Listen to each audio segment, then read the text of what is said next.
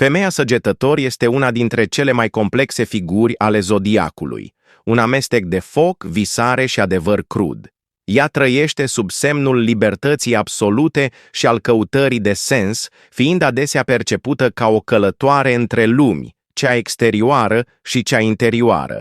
Este tipul de femeie care nu suportă lanțurile, fie că sunt relații toxice, fie că sunt propriile frici.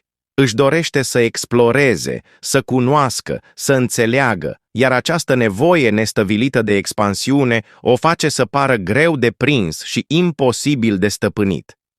În același timp însă când iubește, oferă totul cu o intensitate rară, dar nu din dependență, ci din alegere.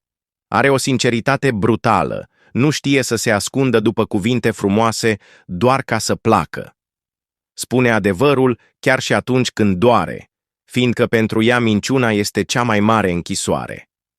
Tocmai de aceea, mulți o consideră rece sau dură, dar de fapt în spatele acestei transparențe se află o inimă mare, gata să lupte pentru tot ce contează. Spiritualitatea o atrage instinctiv.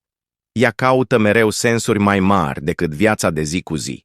Se întreabă de ce și pentru ce, atunci când alții se mulțumesc cu cum. Este atrasă de filosofie,